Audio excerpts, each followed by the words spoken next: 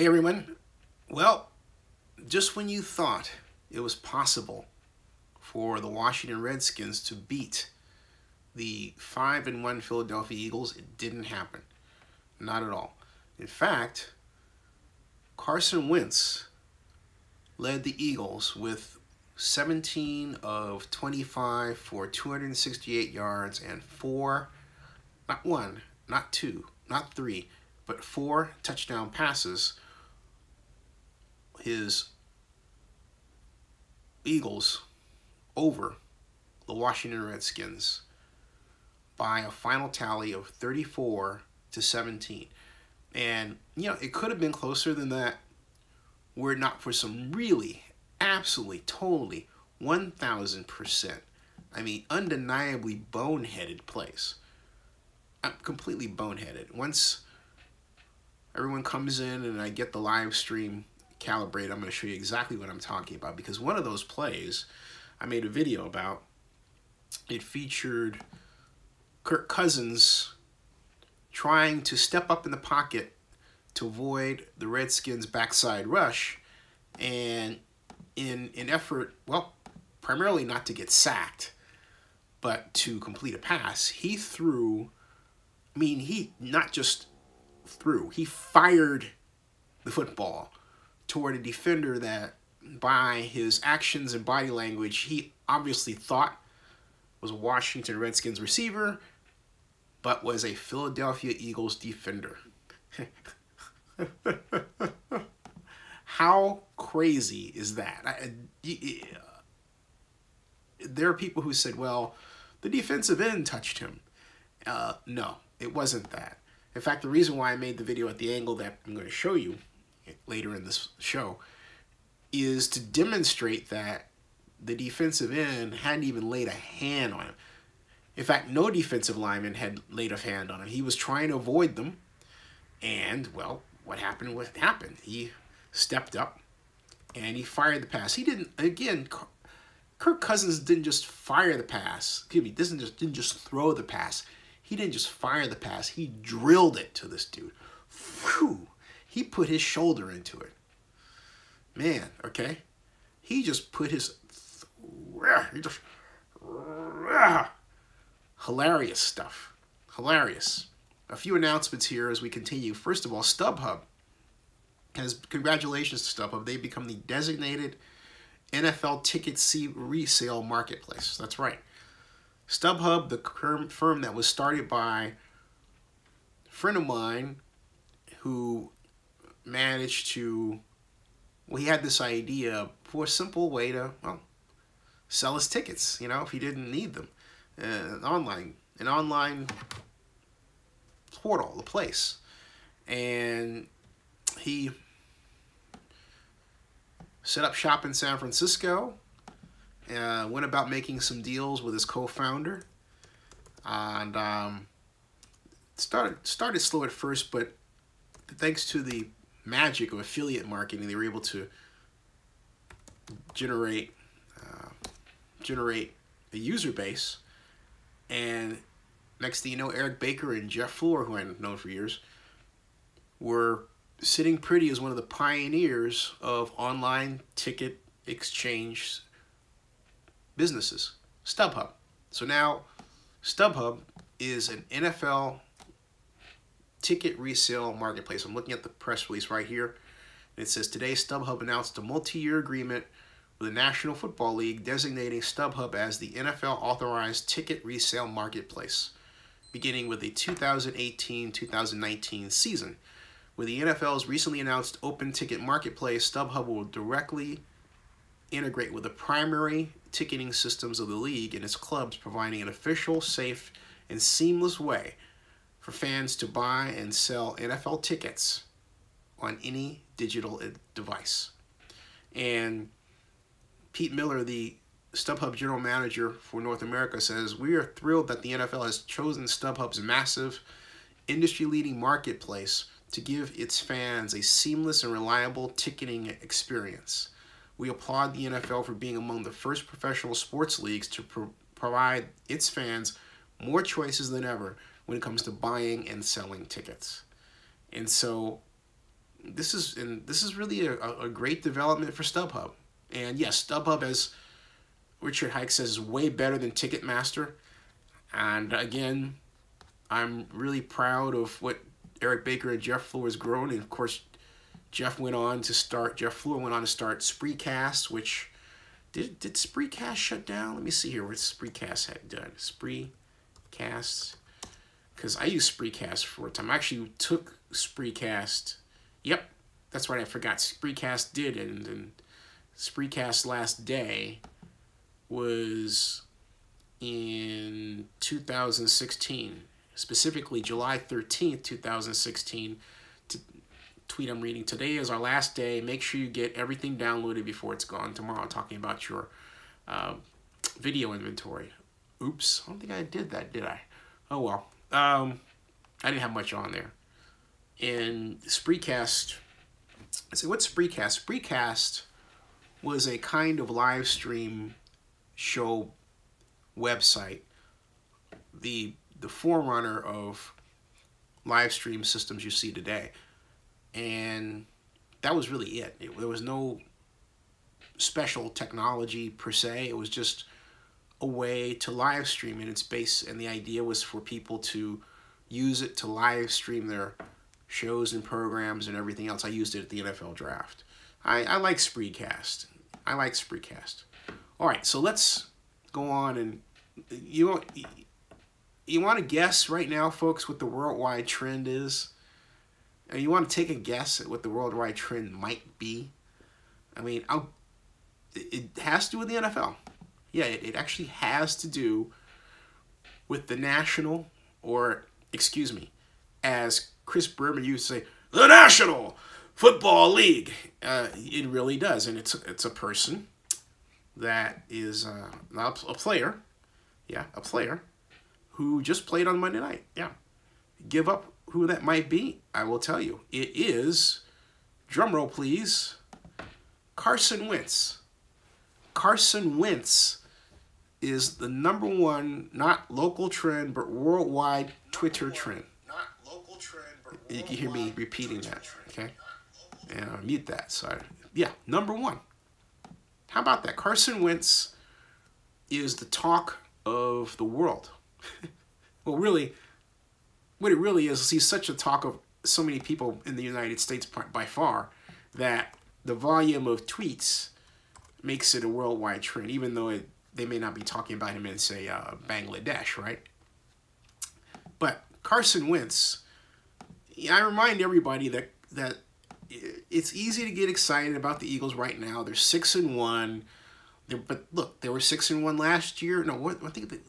Let me see what the Eagles' record was about this time in, 7 games, right? Because we're 7 games into the NFL season. So I'm not ready to anoint the Eagles as the NFC champions just yet. Rick Rice says, worldwide trend is of Zenny62's tremendous reporting of Kirk Cousins' interception. Oh, that was horrible. Now, and I talked about that just before you arrived, Rick Rice, setting you up. And nice to hear everybody, see everybody, rather. Octavio, how are you? And yeah, Octavio points out that the Eagles started 6-0 last year. 6-0. So here we are again. The Eagles off to a fast start. So why is everyone getting up so excited? It's like, okay, we've been here before. Cool your jets. Cool your jets. Not so fast, okay? I mean, not so fast. I'll tell you, you want to know what the talk is? It's not a Twitter worldwide trend, but it's definitely the talk around here in Atlanta. 2 names. Steve Sarkisian, yeah, because he called a jet sweep on 3rd down and goal with 1 yard to go against the Patriots, who were beating the crap out of them at the time, avenging, for the 28-9 gap that they had at, amassed up to the 3rd quarter of the Super Bowl, right? So the Patriots basically forgot about the 4th quarter and said, you know what? We're really mad about that other part of the Super Bowl. So we're going to finish the job. We will destroy you. And they did. Boy, what ugly, ugly game. Ugly game. So, Octavio is calling Carson Wentz Houdini. Rick Rice says, ooh, in his Snoop Dogg voice. And so basically, Rick Rice is saying, admit you were wrong. John Marks says, Kirk Cousins, after the interception, picked the Eagles sideline. Oh, yeah, you like that, you like that. And so Rick Rice is saying to John Marks, admit you were wrong one time. I have no idea what he's talking about. Well, I think he's talking to Rick. He's talking to folks. If you're watching this on video on demand, I have chat regulars that talk or chat among themselves. They don't talk. I suppose they would, but anyway, Rick Rice is saying something to John Marks and saying he should say he's wrong once or whatever. Okay, now Ed Reed said, my blog, whatever. Octavio said Falcons need to fire the offensive coordinator that they just hired, Steve Sarkisian.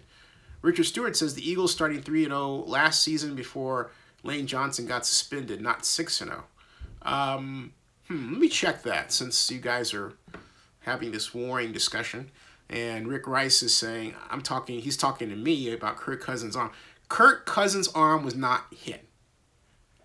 Let's get that out of the way. Kirk Cousins' arm was not hit. He threw that ball directly to that Eagle, thinking that Eagle was a Redskins receiver because he was stressed. Kirk Cousins is known for plays like that. He gets excited, gets a little discombobulated, and then, boom, he throws the back-breaking interception. And the video I'll show you, everybody, I made demonstrates that he wasn't hit at all. And so I've got, now, Octavius says, let me see here. Oh, okay, I got you, Ed Reed. All right. So anyway, let's see here. We've got, let me go back and do this one thing and check the Eagles' record from 2016, you know, wins and losses, and see when what their record was about 7 games in, right? Let's just put a rest to that. As far as, yeah, Eagles 2016 record. All right, here we go. Okay, 2016 Philadelphia Eagles finished 7-9. All right, so let's click on that. Boy, it's not full standings. It's giving me the standings. Philadelphia Eagles 2016 regular season schedule. All right, here it is. So, okay, this is how the Eagles started. They beat the Browns September 11th, 29-10. Then they beat the Bears 29-14. And then they beat the Steelers 34-3. I remember that one. That was shocking. They had a bye. So they were 3-0. Then they lost to, and here's where things are different, okay? They lost. They had 2 straight losses. One to the Lions, 24-23, and then to the Redskins, 27-20. Then they won against the Eagles, and then they had 2 more losses. So yeah, this is a completely different season. Sorry, Octavio. Yeah, it was, other gentleman's right. This is a different season. So you've got to now pay attention to the Eagles as that hot commodity team. But still, the Falcons were in that position the first year of Dan Quinn's coaching regime. And they started off 5-0 and they went. So I like to say this. If you're going to gauge how well a team is doing, they have to rip off 8 straight. Or at least, you know, go 9-1. If the Eagles can win 2 more games, then it's time to start talking about them as, that team, right? Right now, I'm not ready. Because I've seen a number of organizations start off 6-0, even 7-0, and then they falter. 7-0, you have a great chance of making the playoffs, but if you go 8-0, just in my experience, you are headed to the playoffs, if not the AFC or NFC championship game.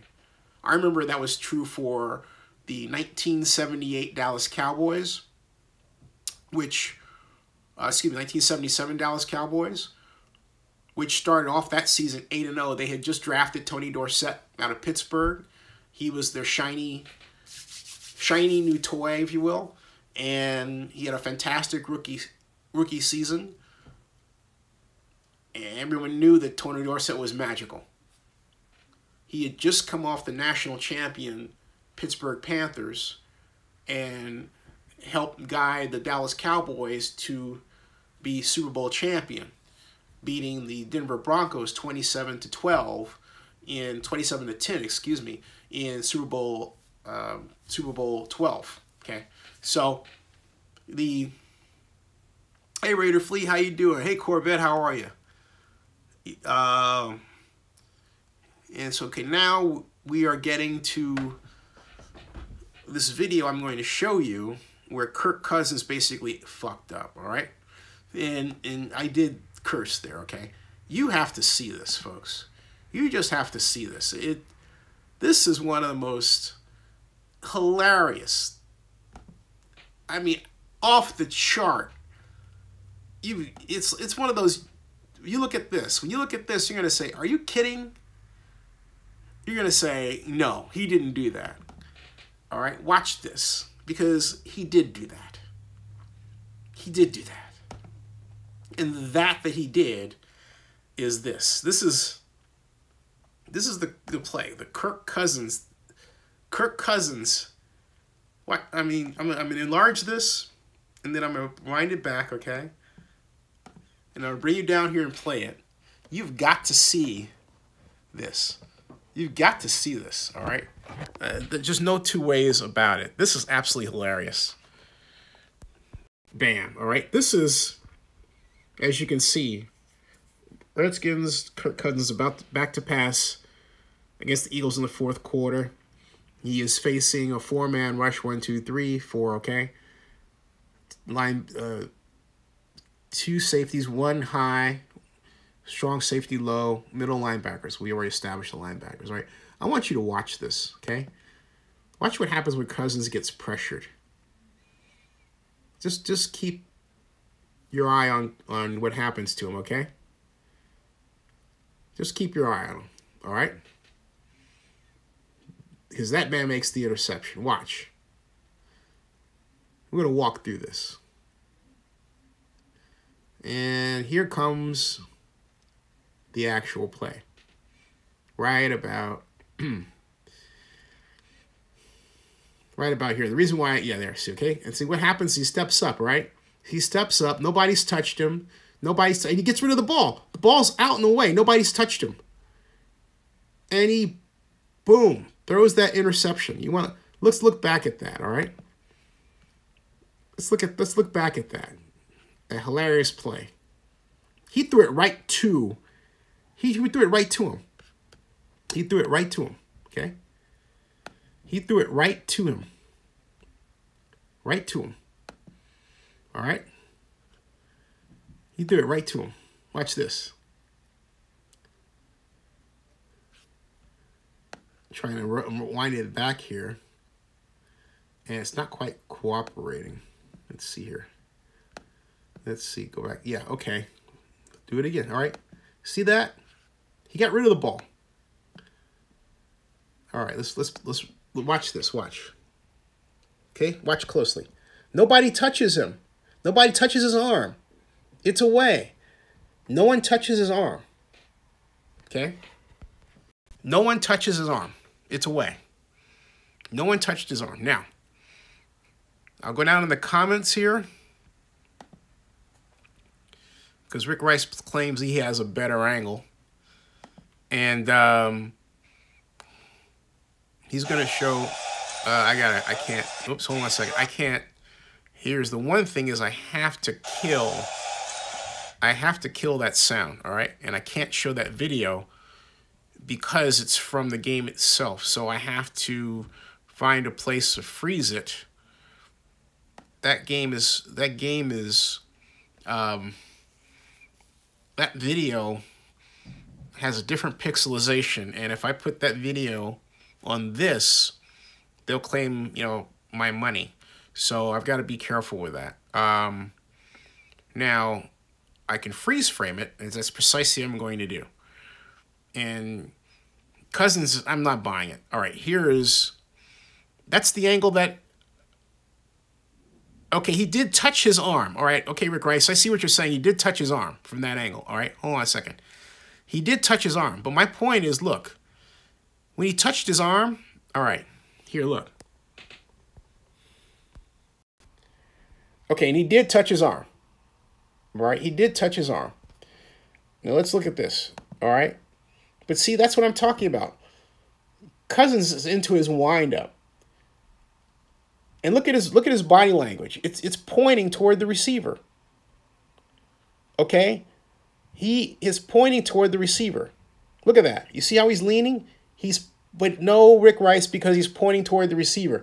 His whole body is in the direction of where that's going to go. The defensive end, if he was able to pull him, would have pulled him in the other direction, not here. Cousins had already set himself to throw. So his legs, it's always said in passing, your body takes the football where it's going to go, not just your arm. All right? And so, all right? And so his arm is, see, look at that. His arm is gone. I'm not buying that. I'm sorry.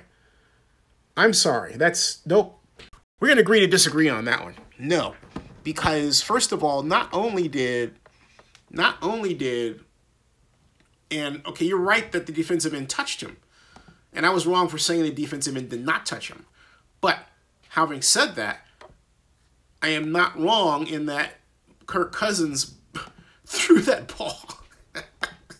He made a boneheaded play.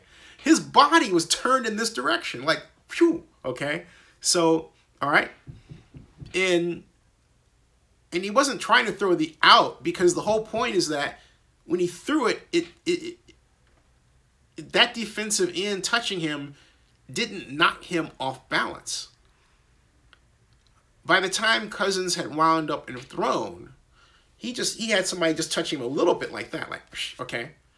But it wasn't, Cousins had his whole body there. Throwing the out route was not his target. And the reason it wasn't, it was because his head and his shoulders were not high enough to throw that kind of pattern. He had mistakenly, I'm sorry, I'm not buying it. That was a mistaken throw. You can say what you want to say. I'm not buying it. I am not buying it, okay? You're wrong. I'm not buying it. He screwed up.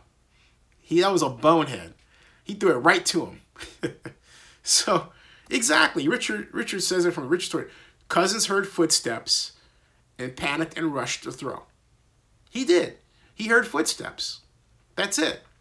He heard footsteps. Everybody says that I'm right and you're wrong. That's it. Because I'm right. So anyway, Cousins just has this knack for throwing interceptions in big games. He is 0-6 on Monday Night Football. 0-6. So under the lights, he fades. Under the lights, he fades. Joseph Binsman says Crowder has been a huge fantasy disappointment, and pressure does a lot of things to quarterbacks. I think you mean talking about Kirk Cousins, like my Giants did to Brady in 2 Super Bowls. Ha! Ooh. And Corvette says there was an invisible defender that hit the arm. So Octavia Arias says, are we blogging the Miami game? Yes. And so Rick Rice says, I hate Cousins too, but you shouldn't spread fake news. I don't hate, whoa. I don't hate Kirk Cousins. This has nothing to do with, Kirk Cousins or how I feel like Kirk Cousins has emerged to where he's almost an elite quarterback. I'm talking strictly about a knack that he has for throwing interceptions that leave you scratching your head, all right? So we've got, let's see, so we've got that, right? So moving along to the latest in other news, I want to check on the Golden State Warriors. Our Golden State Warriors beat the hapless Dallas Mavericks by a whole bunch of points. And the Warriors not only beat the Mavericks by a whole bunch of points, but one of their rookies just playing god off toward the end of the game, okay? You've got to see this, folks. I am not kidding you, okay? The Warriors versus the Dallas Mavs, and here's here's some highlights you may want to see, I believe. Well, maybe not. Oh, hold on a second. Yep, here we are. Here's some highlights from that game. Trying to get this doodad to open up. It did open up. And I'm gonna bring you to the end so we're not spending too much time in this for copyright reasons, and show you the outcome. Yeah, so here we go. This is the outcome of the game. Right here, as we score it. The Warriors got up by as much as 127 to 99. Yeah, 127 to 99. And hold on a second. We've got the video that I'm looking at is not giving me what I want in terms of the results. So bear with me for one moment, please, while I get the right video up. It's not showing. There it is, okay.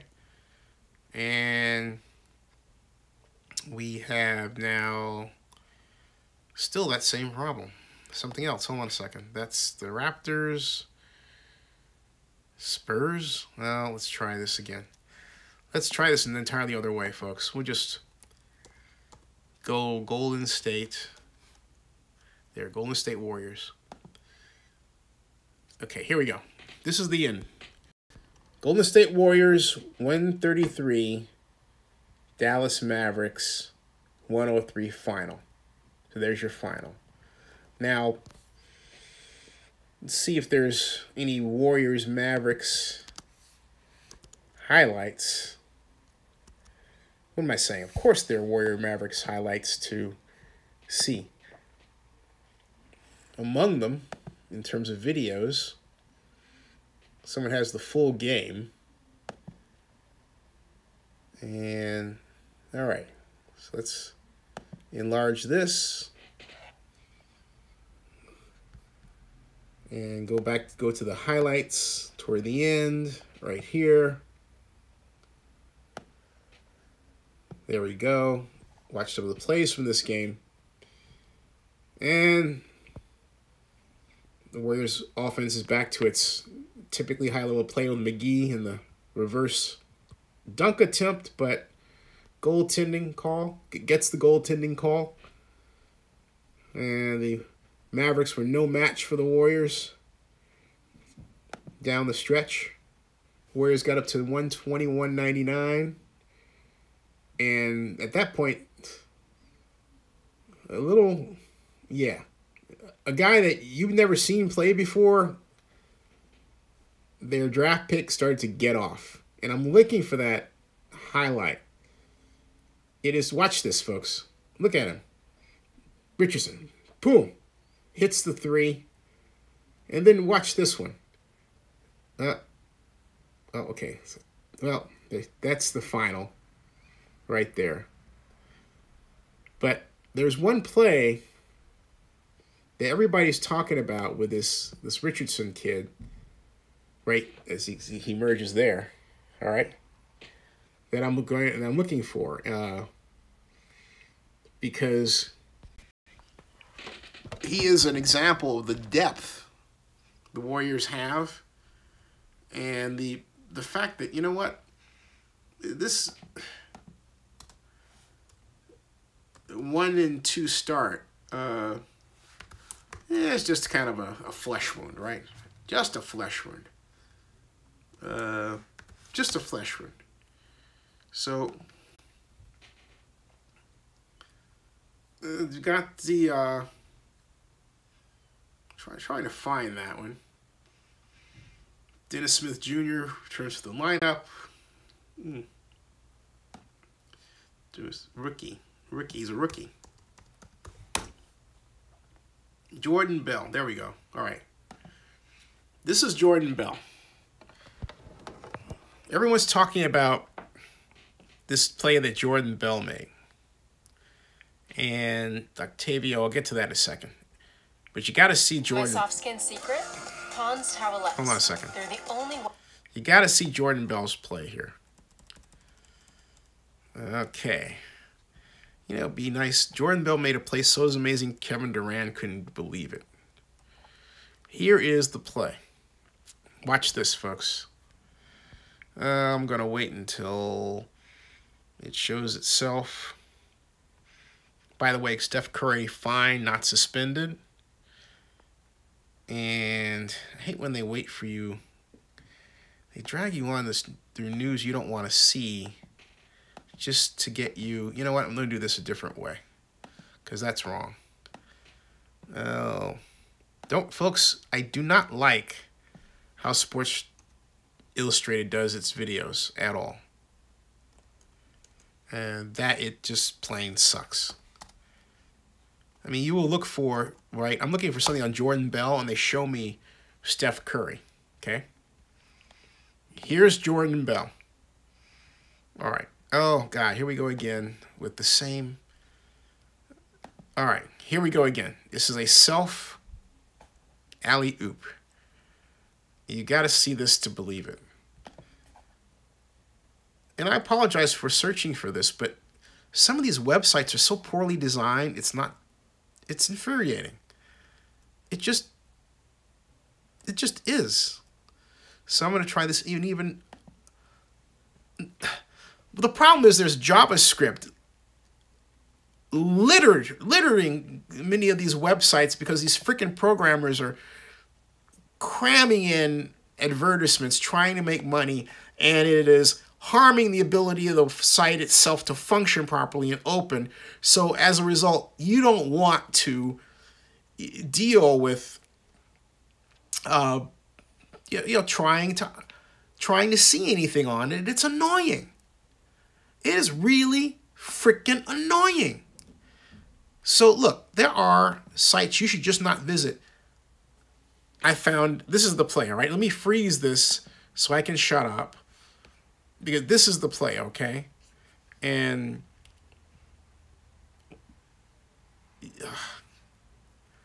boy, this is horrible.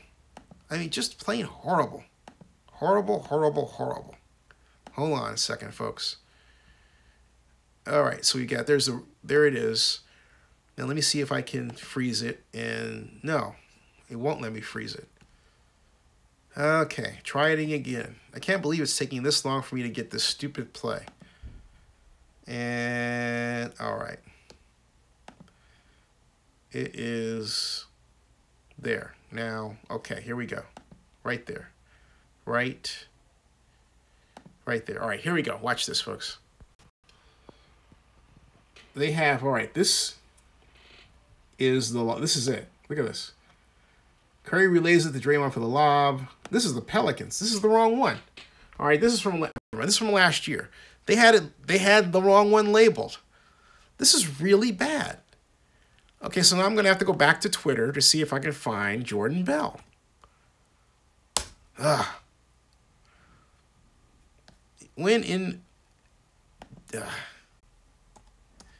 That's how bad the state of media is today, you know? And I think next time I'll just have this thing teed up on my own site so I don't have to go through this BS again. Because that's exactly what this is. It's just awfully bad. And no two ways about it. Okay, folks, here's the Jordan Bell highlight. Finally. This is the Jordan Bell highlight. You ready? This is it. Watch. Okay. Hold on to your butts, folks. This is Jordan Bell. I repeat, hold on to your butts, folks. This is Jordan Bell. I repeat, hold on to your butts, folks. This is Jordan Bell. The game was decided. Dallas was way behind the Warriors. 119 for the Warriors, 94 for the Mavericks. Watch this. Here we go. And there's, batted to Bell, who, did you see that? Wait, okay. Did you see that? Woohoo! Okay. I mean, can we look at that again? This Steph Curry's like, ho! Let's see that again, all right? Look at this. He slammed it off. All right, look. He comes in. All right, here's Bell. Right there, he throws the ball up. Waits for it, jumps to get it off the backboard, and then slams it home. It hangs on the rim. So, okay, so overall, we have to give him an A- because he hung on to the rim. You just don't hang on to the rim. You just don't hang on to the rim. Okay. All right. Otherwise, Jordan Bell. Welcome to the Golden State Warriors. Now, back to the show. So, can we say the Warriors are back? Is it okay to say the Warriors are back now? I mean, am I ahead of the game? So, is the price right, Rick Rice?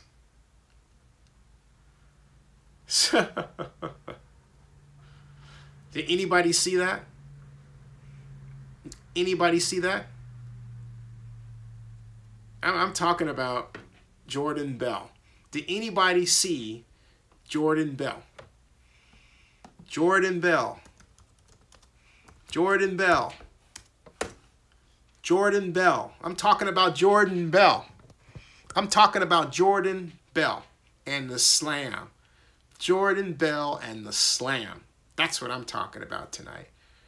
Wow. So my question is, are the Warriors back? Are the Warriors back? Because right now, let's see where we are with the standings here.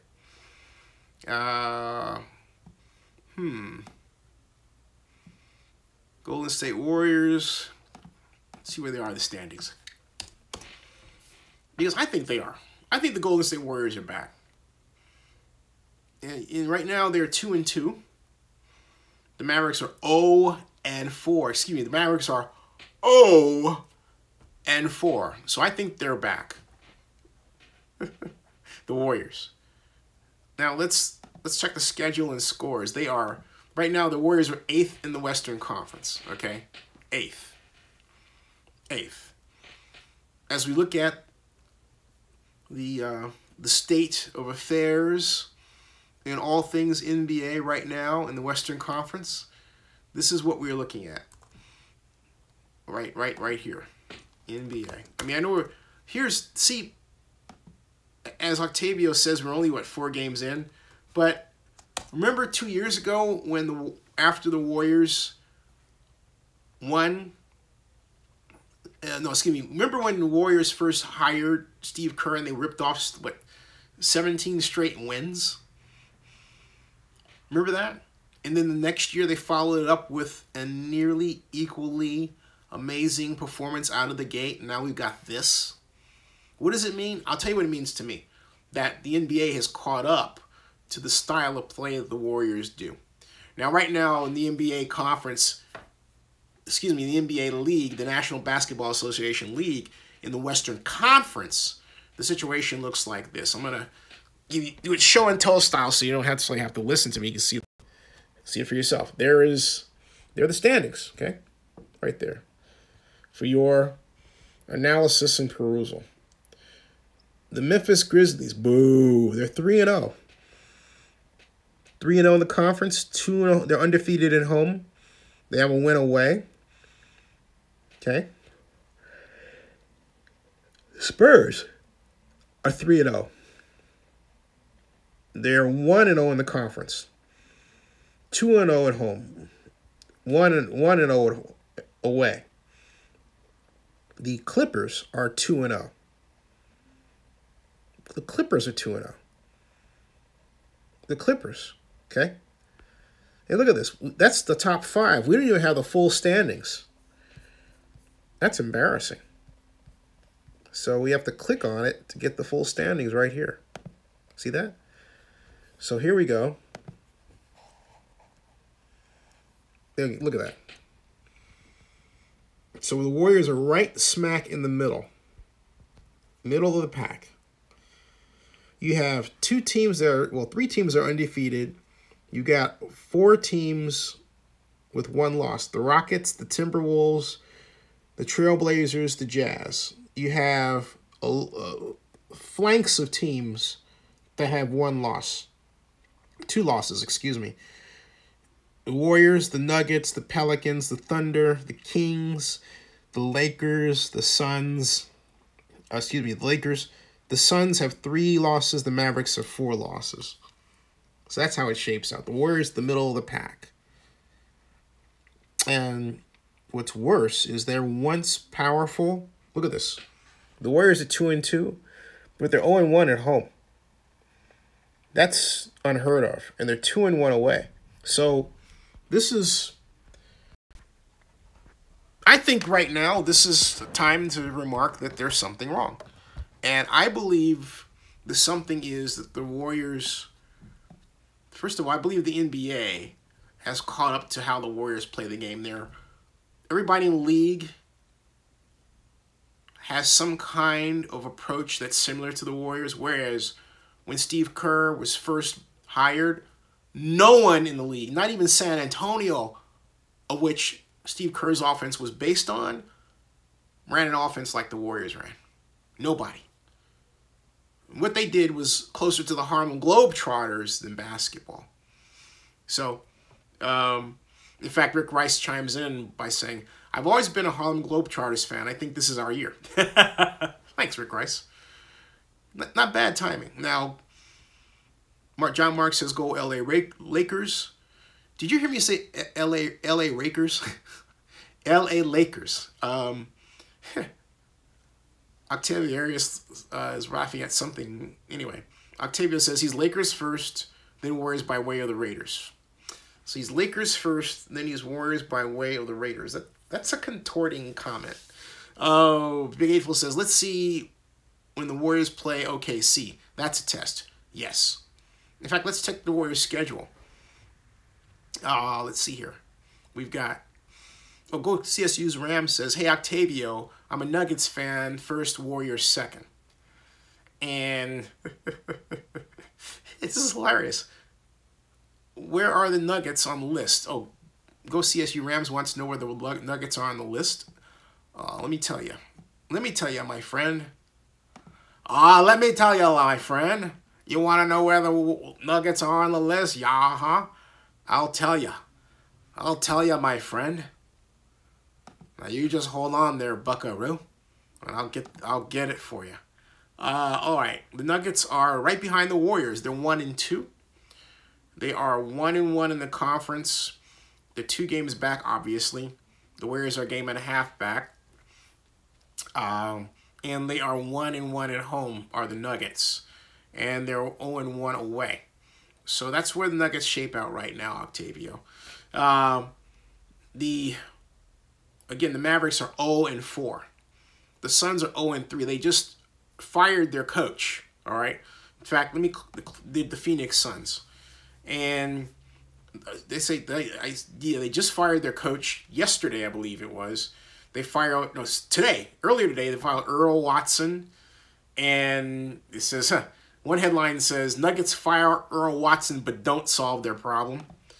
And, problems, plural. So, he just 0-3 and they got him out of there. After, they got blown out by the Clippers. Okay, so the Clippers won. They won against the Suns.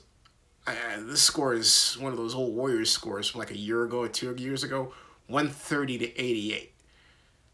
And 130-88. And that's, in fact, that tells you all you need to know about what's happening in the NBA right now. The NBA has turned the corner and become, it's become the Warriors' kind of leak. Okay, there's no other way to describe it but that what's happened is that the Warriors have become so successful that they're at the point where their style of play has influenced a change in the NBA itself. That's what's happened. There's no other way to call it but that. So, I mean, no other way to call it but that. You know, I didn't tweet this out or put this on Facebook. So, and so I'm getting your comments here. We've got, let's see here. John Mark says, Sweet Georgia Brown, talking about the Harlem Globetrotters. Richard Stewart says, give the Warriors back to my city. Agreed. Octavia Arias says 9, talking about where the Nuggets fit, which is one below the Lakers at 8 in the Western Conference. And we call them the Oakland Warriors, as John Marks reminds us. And Big April says, John, we all wish they were the Oakland Warriors, but they never will be. How about the Oakland Invaders NBA basketball team? So, John Mark says, thank you, Jean Quan. Yeah, Jean, I remember Jean told me she didn't get how important the Warriors were to people. She said that to me at the Alice B. Toklas breakfast on Pride Sunday in San Francisco. If you were involved in Bay Area politics and expect to be successful in Bay Area politics, the Alice B. Toklas Democratic, and you're a Democrat, the Alice B. Toklas Democratic Club Party, the breakfast on Pride Day, once a year, you have to attend. Everybody who's involved in politics in the Bay Area between San Francisco, Oakland, every place else is there, all right? So it was there that Jean Quan, when she was mayor, had attended, and I had told Rick Welts, who is the president of the Warriors are really leaving Oakland over my dead body. Well, I'm still alive. But I did say that to Rick. I like Rick. He's done a fantastic job with the Warriors as team president and spearheading that new arena that they're building over there, that magnificent palace called Chase Center. But, hey, we wanted them in Oakland.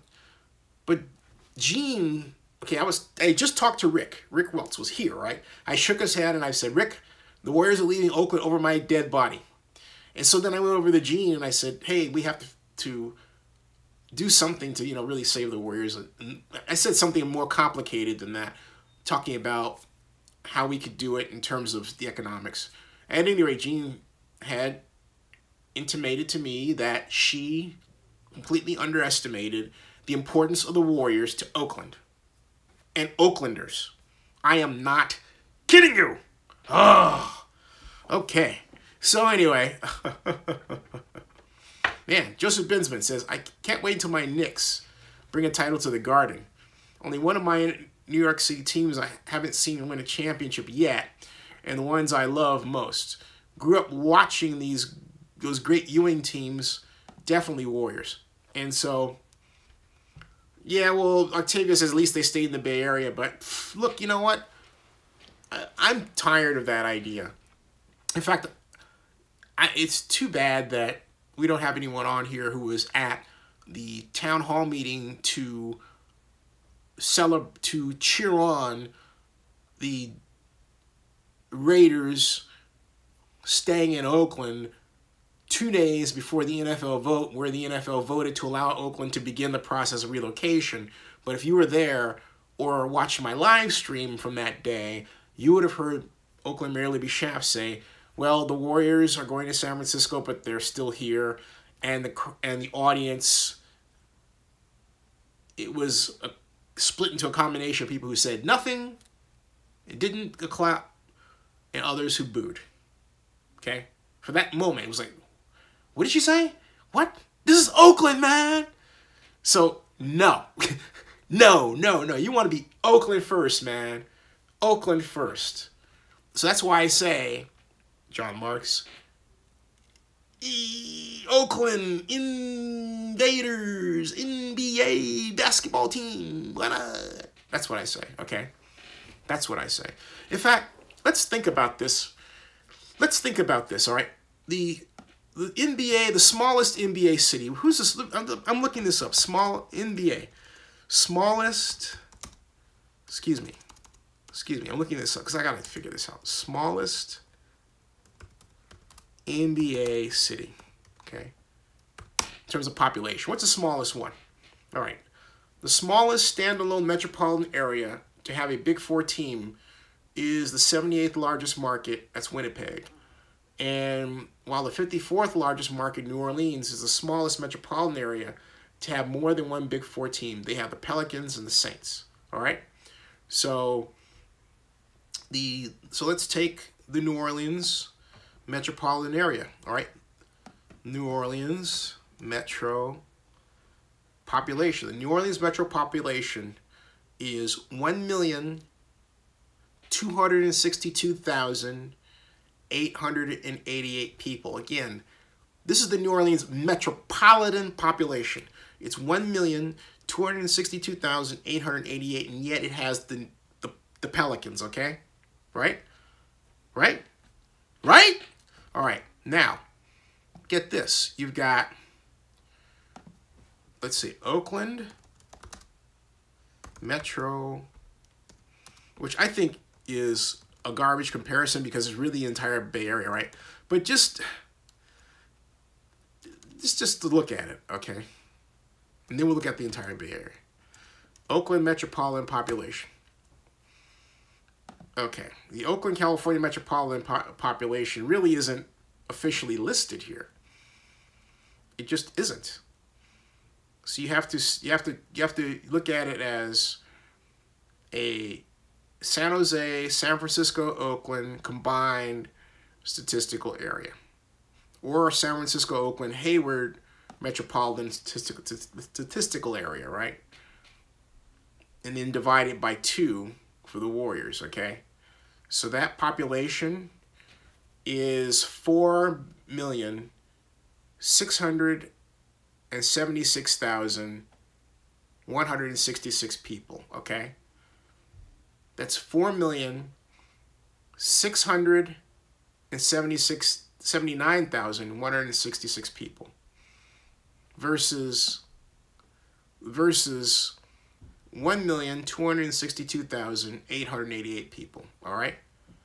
So if we were to put that into a quick spreadsheet and say, what does that look like? It's going to look like this, because I'm doing that right now as I speak. Because basically this spreadsheet will prove, beyond a shadow of a doubt, that the Bay Area can accommodate not 1, but 2 NBA basketball teams, all right? So hold on a second. Just want to do this real quick. Hey, if you just joined me, stick around, because you're going to see something magical. You're going to see a comparison that is out of this mathematical world. Easy to do, but you've never seen it done before here live, okay? So just watch, all right? Here we go. I'm opening this spreadsheet right now. And let me get rid of that. And so opening a spreadsheet, and what I'm doing is this. I am typing in the New Orleans metropolitan area population right now. I feel like I'm Dr. Frankenstein, all right? And somebody said, just say I look like Dr. Frankenstein? No, I look better than Dr. Frankenstein, all right? I look much better than Dr. Frankenstein. Okay, so there's New Orleans parked in there, 1,262,888. And then the Bay Area as of 2000. Now remember, this is part of the Bay Area, okay? Not the whole Bay Area. This is just the San Francisco, Oakland, Hayward part. The part that's, well served by BART. That's 4,679,166. Okay, that's 4,679,166. All right. Now, what we'll do is this. We're going to say A1 divided by B1. Ooh, okay. That's 20. What does that come out to as a percentage? 26.99%. Take a look at this, folks. This is the New Orleans metropolitan population, right? That's the Bay Area metropolitan population consisting only of San Francisco, Oakland, and Hayward, that metro area. This is only 26.99% of this. That's right. Okay, so now let's do this, okay? Since we see that, right? Look at this. Look at this. Let's take this. Let's say equals, just a little, little rudimentary math, right? Equals A1 times 2, right? So what is that going to get us? Hold on a second. A1 times 2. What is that going to get us? Bam! Look at that, folks. All right. So then let's take this. Let's say, all right, that's double the population size, right? So we double the population size. Now let's put it here, okay? Right there, all right? And then let's do this. Let's say equals A2, right? Divided by B1. What is that? Oh, my Lord. Oh, my Lord. Oh, my goodness. Oh, my goodness. Look at this. Look at this. My goodness gracious. Look, this is how, look at this. 53.98%. So, look. What is this? The San Francisco, Oakland, Hayward metropolitan statistical area is basically so large that it alone can serve 2 NBA teams. What you just saw was the metropolitan statistical area for New Orleans, not the city, but the metro area at 1.2 million people. Okay, 1.262 million people, right? It has the Pelicans. But if we double that in size, we come to 2.5 million people, all right? 2.5 million. The Bay Area, the part of the Bay Area that consists of San Francisco, Oakland, Hayward, that metro area only, not the whole Bay Area, that one, that's 4.67 million. 4.67 million. Basically, it's double the size, almost. Well, actually, yeah, it's almost double the size because it's double the size, save 3%. It's double the size of twice the New Orleans metropolitan area. So no one can say, this is an official demonstration, no one can say the Bay Area cannot support 2 teams.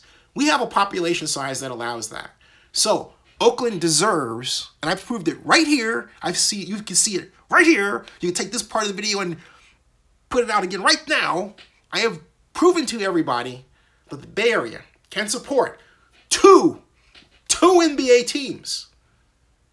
2 comfortably, all right?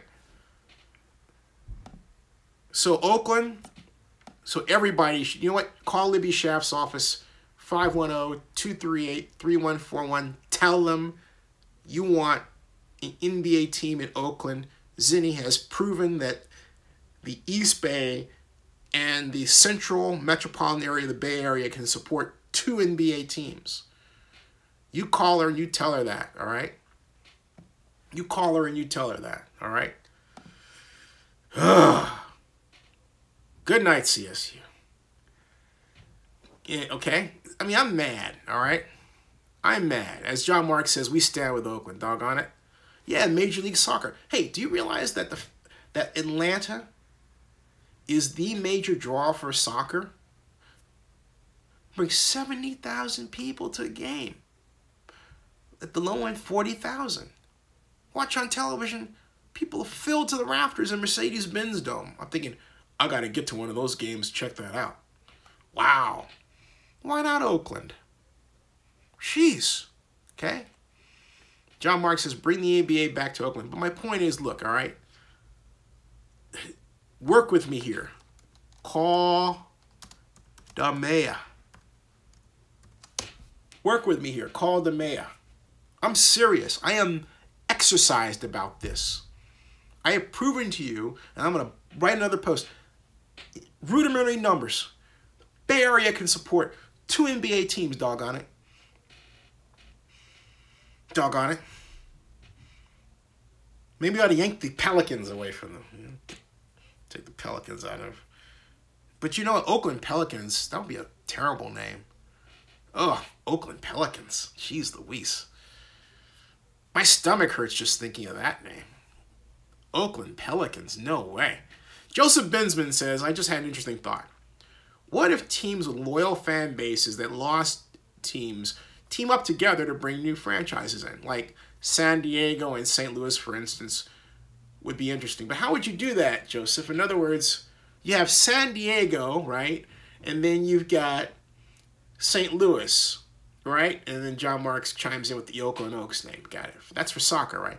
But you have San Diego and St. Louis. Now, when you say team up to get their teams, you mean they split a team? Is that what you're saying? I'm a little lost at sea with that one. I'm quite literally lost at sea. What do you say? So, Crawford says, Pelicans sounds like a middle school team. Yeah, the Oakland Pelicans. Hey, Mommy, let's go see the Oakland Pelicans. You know, have this, like, logo with a pelican sitting on the Tribune Tower, right? Wow. That would be something. Hey, everybody, the Pelicans are having a special. You can go to Lake Chalet in Oakland and get the Pelican Duck. You know, it's funny. You have to admit, Oakland Pelicans are funny. Hey, folks, here's another deal. Go to Lake Chalet. If you see a pelican, you get half off. I'm sorry. That just is hilarious to me. The Oakland Pelicans. We'd have to change the name. And that's why I think Invaders would be such a cool name on so many fronts. Why I say that, I'll tell you why. And so I say, because we can, if basically we call them the Invaders because the Warriors would take the act of adding an NBA expansion team in Oakland as market invasion, even though the market is big enough for both of them. So why not just play along with it and call them the Oakland Invaders, and when they have the crosstown rivalry game, we beat the crap out of them. I mean it, okay? How beautiful would that be? And how aptly named. The Oakland Invaders. I love it, okay? John Mark says the NHL Oakland Invaders. But I want, you know, I agree it's an interchangeable name, but also maybe we just have one name for an NHL team and an NBA team, right? Because they'll be in for soccer. Because there would definitely be invaders on all fronts, right? So we just have this like this consortium business of, you know, renegade invader Oakland Invaders teams representing the NBA, the NHL, and Major League Soccer. So, and then maybe if, you know, we don't retain the Raiders, the Oakland Invaders football team, we can go and raid wherever the Raiders happen to be. So, the April says, Oak Express coming to a town near you. I like that. OAK Express. Yeah. And McRice says, expand the NFL to 72 teams that haven't played one game every season. Crawford says, me and you have the same mind, John Marks, talking about the NHL Oakland Invaders. And Joseph Binsman says, which just brainstorming out of respect for those poor fan bases who got hosed. San Diego and St. Louis deserve teams. They do. Although I have a feeling San Diego is not in the dark. John Marks says, rename the Pelicans to the NBA Oakland Avengers. I like that. The Oakland Avengers. Now, will we partner with Marvel? Because someone would say, hey, look, that's perilously close to... do you know the Avengers theme song? Do you know the Avengers team goes, Da da da da da da da bum bum. Okay, they could use that, right? They could use that, and that's really cool, right? In fact, just think about that for a second. I like that idea. I really do. You know, that idea is, you know, that's one of those ideas where you just say, yeah, that could work. Yeah, that could work. And it could work. I'm just getting this. I hate when these chords get stuck where they shouldn't be, right? But sometimes that happens. And tonight was one of those nights. But anyway, all right. Now, the Avengers theme. That would be a great place around which to build a basketball team. Avengers. The Avengers. Avengers. Avengers theme. Like that. Excuse me. There. All right. So, okay, here we go. All right.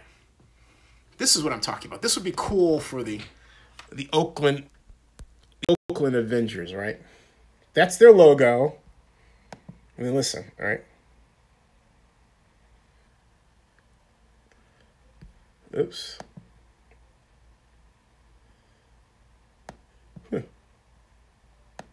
Don't hear anything. Nothing's going on cue tonight. Have you noticed that? Okay.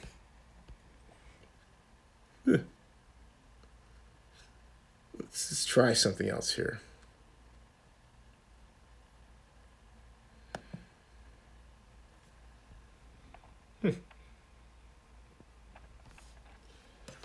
All right. Let's try that again. All right.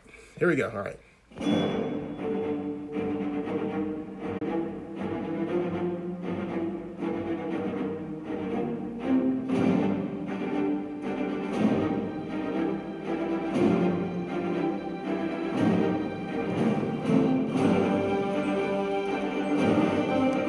Okay, you get the idea, all right? We'd have to get the rights to use that. You get the idea, all right?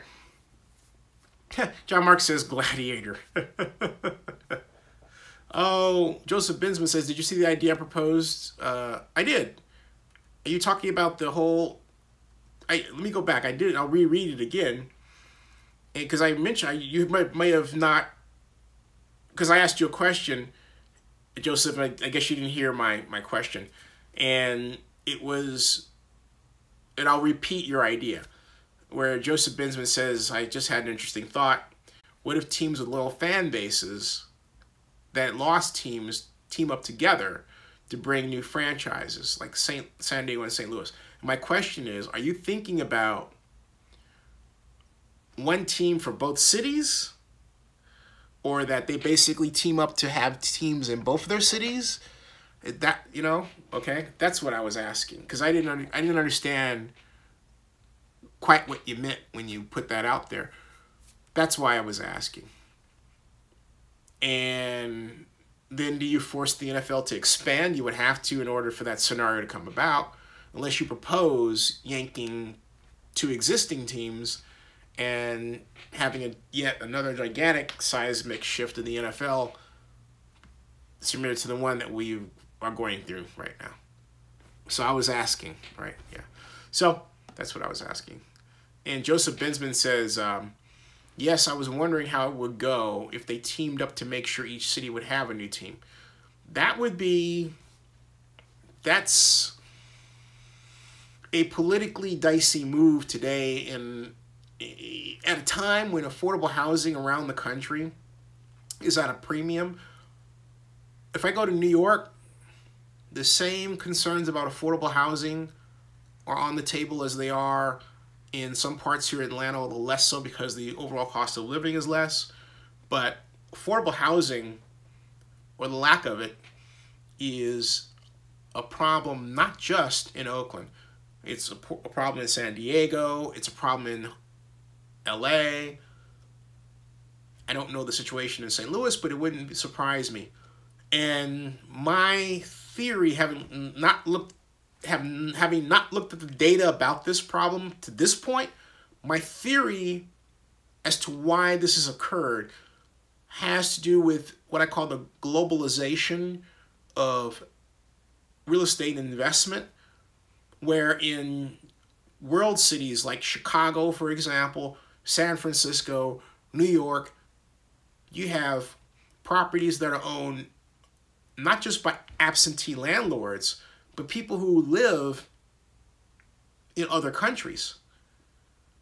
And you maybe will have this person who has gained a great deal of wealth somehow, who has a condominium over here in New York, and over there in San Francisco, and then over here in Oakland, and then over here in Dallas, and over here in Miami, and over here in St. Louis, and over here in San Diego. You get the idea? That person as much contributes to the overall driving up of housing as anyone else. And I believe that it's the maturation of this kind of spending around the world that has contributed to this affordable housing problem all over the place. It's like it's another layer of rich person that we didn't have before. Because remember something, when I was first born in '62, you never heard of billionaires. That was unimaginable. Something I never thought I would hear in my life until it happened, right? And now I'm thinking, will I ever live long enough to hear of someone described as a trillionaire? Consider this: Apple Computer is the first almost $1 trillion company. So, with all that rising wealth, it has an impact on those who have less. Because if you have people who have that much money around that can spread around and spend it, it impacts the overall affordability of areas where they're spending their money. Okay? So I say all that and you say, what does that have to do with my idea? Because it affects the politics of affordable housing in those areas, which in turn impacts the desire of those people in the electorate to have public money go to some of the same toys, if you will, owned by some of the same people that are, to a degree, responsible for the kind of spending I'm talking about. That's why. All right. So, we've got Hennessy. How you doing? Silver Maze says they shut down Travis from the Chiefs. I mean the Chefs. So, Crawford says he would move the Chargers back to San Diego and give Orlando a team. Why Orlando? Big April says that would, if Orlando had a team, let's think about that for a second. I'm just writing myself in my chair. If Orlando had a team, that would mean you would have the Jacksonville Jaguars, the Orlando Sentinels. I just came up with that name. The Orlando Sentinels. I know it's a stupid name. All right, let's call them the Pelicans. The Orlando Pelicans, the Jaguars, the Pelicans, the Bucks, and the Dolphins. That's 4 teams in one state. That's too much. Nothing that's too much. Because my question is, what I'm looking for is if I have 4 teams in a state like Florida, nothing against Florida, but what I'm thinking is, given the sellout problems that those teams have had, specifically over much of its history, the Buccaneers, and over much of its history, the Jaguars, I'm thinking, which one of these teams between the 4 of them now would fall first? Okay? And that would happen. I think that's a bit too much. Spread the wealth. Spread the wealth. Borman cannot play corner. Borman is a coach. And, okay. John Marks says, USFL Orlando Renegades. Thank you for the reminder, Mr. Marks. Big April says, just expand from a 53-man roster, talking about the NFL problem, to a 60-man roster. They have to a what? 80. Then play 8 games. Orlando Wage of the XFL. I like that. Rick Rice says Jacksonville Jags should move to Orlando, if anything. That's a good idea. Orlando, I think, given its proximity to Disney World and how the area has developed over time, it's ripe. Silver Maze says, notice when they let Carr stretch the field, they score more points. The dink and duck offense they have clearly didn't work. Well, Silver Maze, I don't think that's the case that they were stretching the field so much as the way the patterns Well, no, I see your point. They were stretching the field. Let me shut up about that. The flea flicker, no, they were. And you're right. They were doing that. But my point is, to be sure, the Raiders mixed in a good amount of short passes. It was, my criticism of that game is that the Raiders' poorly designed run game was saved by its well-designed pass patterns. The passing concepts and the timing of which one they're called in terms of, moments in the game versus defenses, that was the key to victory. And let's not forget that, and that pivotal goal line moment when the Raiders eventually scored to win, those were short passes. So it wasn't short passes or long passes. It was just passing. The Raiders were having Derek Carr throw his lights out. Wow. It was great. Yeah, DC, Derek Carr, and give it to Todd Downing. Although there was one play that just infuriated me, but one play, in this instance, did not a season make. They had two receivers, the Raiders did. One at 8 yards and then running it out, and then one at 5 yards and running it out. And they were too close together. They were like this. And I thought, why are they so close together? Okay?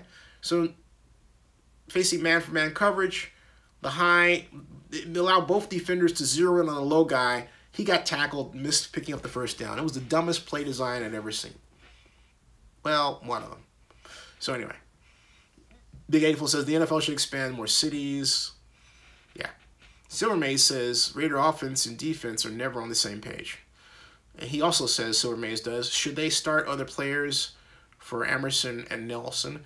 I'm still of the view that it's the scheme and not the players. Rick Rice says, what do you think about Lynch? Are we better off without him? No. And what I think about Lynch is this. Some of Marshawn Lynch's best runs have occurred in formations the Raiders don't employ. I showed this before, but I do believe it's worth showing again. Marshawn Lynch best runs, and I'm going to try to find one that basically comes from the end zone, if I can. The Marshawn Lynch best beast mode runs. And I quit smoking with Chantix. Let's see, turn this down. So I can get rid of. Oh, come on. Give me my video, doggone it. Give me my video. This video will play after the ad. And the ad cannot come soon enough. Please. Come on. Anyway, my point is that Marshawn Lynch is being misused, and I believe it's the situation overall that's frustrated him to a point where he stepped off the bench, Marshawn Lynch did, and rushed onto the field. It wasn't the right thing to do, but if Marshawn Lynch were picking up yards at a clip and felt that he was really a part of the Raider offense, he wouldn't have done that. I don't think that had anything to do with his teammate. I think that had everything to do with Marshawn Lynch being in a very frustrating situation. Let me show you something about what okay, here, look at this first, okay? I want you to see something about Lynch, all right? And this has to do with the spacing issue I'm talking about. This is when Lynch with the Seahawks. You see how the linemen here are spaced? This is just a little bit more than the Raiders, okay? But the tight end is a good 1 foot, 2 foot, 2.5 feet, 3 feet, right? This subtle difference makes for a better outcome for Lynch. And look at the formation he's in. The I. And watch what he does out of the I, okay? All right? And then look at how he goes through and he's able to, pick up yardage, but then he comes out the other side and he scores, all right? But the beauty of that is that Marshawn Lynch only had one half of the formation to deal with when they start him in the eye versus starting him from one side of the formation, offensive tackle here, and Marshawn Lynch is behind, giving the ball and having him run off tackle the opposite direction, bringing the flow of the defense with him. With the eye, he goes from here to being over here. He can start here, and then as the defense constricts, his angle is such that he can come out that way. He's done that a bunch of times, but out of the eye formation. And again, there are many examples like that, okay? Here's another example, Marshawn Lynch. Marshawn Lynch, where is he in the eye, okay? This is against the Houston Texans. Take a look. All right? This is Seattle. There's Lynch again, right? In the eye, okay? All right? You see my point? That's Marshawn Lynch in the eye again. Another great run. Have we seen Lynch in the eye formation since he's been with the Raiders? No. I mean, what? It doesn't take a rocket scientist to figure out that if you want to get the best out of a player, you put the player in situations they're used to. Here's another example. Seattle. Again, this is kind of a cockeyed eye, all right? All right? And I'm not, one of my viewers, Octavia Arias, says no fullback. For those of you video on demand, and this is a live stream, you can create a fullback. You can take your tight end like Cook and make him the fullback. There are a number of creative ways to make a fullback. I'm not buying that, all right? So here we go. Look at this. This is Lynch, cockeyed eye. There he goes again. Boom. All right? Against the Raiders. Fights to score, okay? And not only that, not just that he's in the eye, he's deep in the backfield, can pick his holes, get up ahead of steam, bulldoze some people like he's known for doing. The Raiders don't put him in formations where he can do that. So, you know, it's not right. And the unfortunate outcome of the victory against the Chiefs is that it covers up some weaknesses. Among them, this approach with Marshawn Lynch, it is a considerable weakness. It just is, okay? So, yeah, you know, I am really not at all into how he was treated by the Raiders in terms of these designs. You can, again, look at best runs ever for Lynch and its example. Here's another one, okay? All right. Here's another one. Hold on a second. Here's another one. Wait a minute. Here's another one, okay? And this is a famous one. This is the Saints. Look at this. See, watch this. There's Lynch. Boom. Look at this. Comes through there, right? Gets out there and look. Stiff arms him. Boom. And scores. Right? I mean, how many times do we have to see him rip off runs out of I formation deep in the backfield with a lead blocker? How many? Okay. So, hey, Steely Blues, how are you? Steely Blues says, SF Deltas are an exciting team playing to a historic venue at Kezar Stadium, where the Raiders started. Dallas has a home semifinal game. Could bring a championship to the Bay Area for the first season. Okay, thank you for that information. And Rick Rice says, Zinni, what do you think about Lynch? I answered that question. I'm answering it now. And let's see here. We've got... Okay. Rick Rice says, Richard and Washington are both averaging more yards per carry than Lynch. Yes. Plus, they can catch, too. Marshawn's had almost as many drops as Coop. Look, that offense is not right for Marshawn Lynch. It's more right for them. Talking about, you know, Lynch and Richard. Okay, I said Richard. Lynch and Richard, all right? It's more right for them. But if Marshawn Lynch is the heart and soul of the Raider team, and I say that he is, then you have to adjust the offense for him. You can't say, okay, we have him, but we're going to use formations and plays that are better suited for other players. That doesn't make any sense. Hey, it's 1:29, folks. I am exhausted, and I'm going to go out in 5 or 6 minutes, but Godfather Grizz and I will be back tomorrow. We'll be here tomorrow. He will. I'm already here. And we'll start at 8:30 Pacific, which would be 11:30 in the East, okay? Rick Rice says we should design our offense around strengths, not just around one player.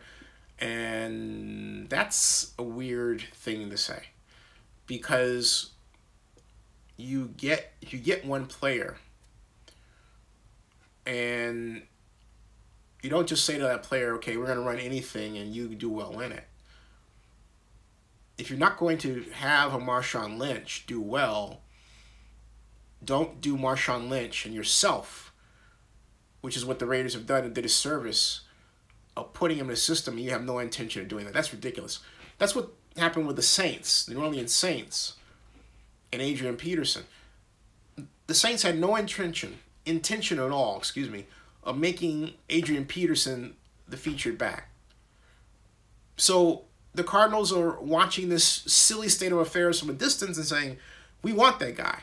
So they get the guy. His first game against the Bucs, what does he do? He picks up 122 yards and 1 or 2 touchdowns? He's a force. He's a force. They said the same thing about Adrian Peterson that some people are saying about Marshawn Lynch now. That's wrong. Which means that we're doing something wrong talking about the Raiders, okay? So, all right? So, so my point is that I completely disagree with the idea that the Raiders should not design players for Marshawn Lynch. In fact, I'll say that's one of the stupidest comments anybody can make regarding football in ever. All right? It just is. Try that in actual practice. That's just stupid. And here's why it's even dumber. All right? I don't mean to be mean. I'm being honest. It's stupid. So you've got a play system. You go out, you make a deal, and you get a guy, you're going to pay him X amount of dollars. And you want the person on your team based on what he has done for, in this case, the Seattle Seahawks. So logically, you would think it would make a whole lot of sense to bring that person in and put them in some offense that looks a little bit like, to a large degree, what they played in the past, so that you have a reasonable chance of getting the same kind of performance from him that he delivered to the Seahawks in the past, talking about Marshawn Lynch. Okay? If you don't do that, that's stupid. It's the same reason why Jared Goff didn't do well his first year with Los Angeles Rams, because the Rams tried to force feed down his throat an offense that had nothing to do with his capabilities or training. It's also the reason why Carson Wentz is succeeding so well, because Carson Wentz represents the perfect mating of player and system. The system that Wentz runs in Philadelphia is, I would say, 80% like what he ran at North Dakota State. That's rare. That's rare. That's rare. Carson Wentz represents the perfect plug and play quarterback, okay? Period. Plug and play. As Silvermaze says, he says, just design a play and say run the ball straight toward the ref in the end zone. Whatever. The whole point, score the touchdown, okay? And Rob says the O-line needs to do better, create holes to run the ball. But it's more intelligent. You have to be more intelligent than that. It's not creating the holes. It's the little things that go into developing a running game. For example, let me give you an example. Line spacing. what you call versus a particular defensive front in terms of blocking? Are you talking about man-for-man blocking or zone blocking? Trap blocking? Are you running misdirection like counters? Okay? All that goes into a successful running game. It's more than the O-line blocking. What you're talking about is the eye test end result of planning.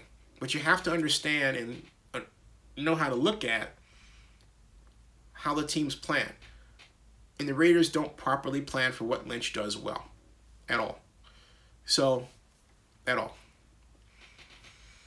And so, Big April makes a great point. He says, Beast Mode is teaching Jandra and Jalen how to run like himself. That's how Jandra had that tough 4-yard goal line touchdown. It's a great point. And, but Silvermaze makes a statement I completely disagree with. He says, if the O-line can't create holes, it doesn't matter who runs the ball, it will fail. And again, it's not the O-line creating holes, it's how the running play is designed. I can design a running play that calls for the offensive line to not block toward the point of attack. It's something Don Shula created it's called negative influence blocking. Negative influence blocking, all right? So anyway, all right, I can go on quite a bit talking about this, but you know what? I'm not. Because I'm tired. It's been a long night and it's going to be a long tomorrow, and I got to get some rest, all right? So, see you all tomorrow night, well, really tonight, and we're going to talk about Godfather Grizz, all right? Joseph Binsman says that it's Joseph, I don't think that the problem with the Giants is the line. Again, it's scheme. You might want to go back, look at those games, and then study. Instead of we look at the games on YouTube, don't look at the offensive side of the ball. Look at how the defenders are playing the Giants, and then ask yourself this question: should the Giants run that play versus that defense? Look at football like that. All right, good night, everybody. I'll see you guys later, all right? Good night. Good night. Peace out, everybody. I'll see you guys later, all right? Right. It's tea time. It's tea time. Love, peace, and soul. You got it. I'll see you guys. Thanks again.